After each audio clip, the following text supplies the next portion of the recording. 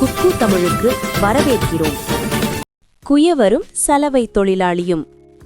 ஒரு அழகான பசுமை நிறைந்த கிராமம்.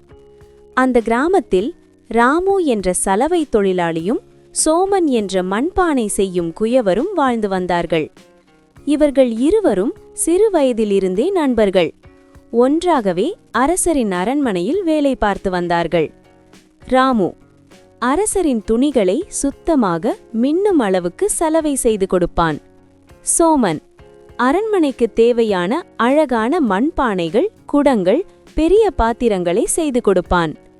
ஒரு நாள் 2 பேருக்கும் இடையே சண்டை ஏற்பட்டது. அவர்கள் தங்கள் குறைகளை தாங்களே தீர்த்து கொள்ளாமல் அரசரிடம் சென்றனர். முதலில் சோமன் அரசரிடம் சென்றான்.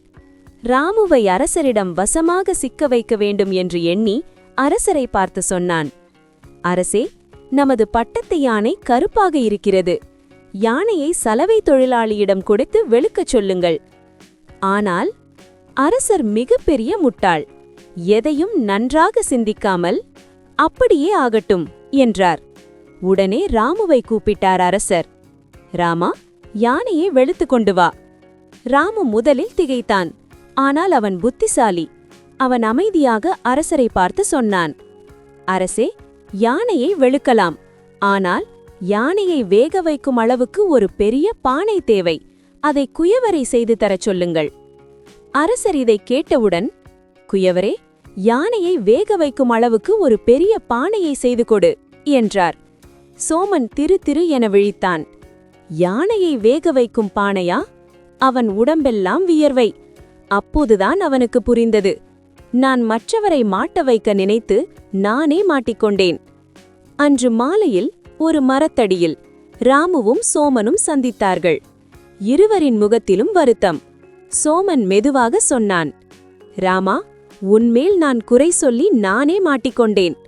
ராமு பதிலாக சொன்னான், நானும் தான்.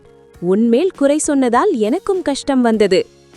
இருவரும் ஒருவரை ஒருவர் பார்த்து சொன்னார்கள், இனிமேல் இப்படி செய்யக்கூடாது. நம் தவறுகளை நாமே திருத்திக் கொள்வோம்.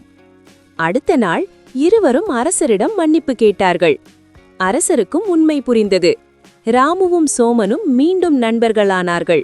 முன்பை போலவே ஒன்றாக வேலை செய்தார்கள். நீதி: ஒருவர் மீது ஒருவர் குறை கூறி வம்பில் மாட்டிக்கொள்வதை விட அவரவர் தவறுகளை அவரவரே திருத்திக் கொண்டு வாழ்வதே சிறந்தது.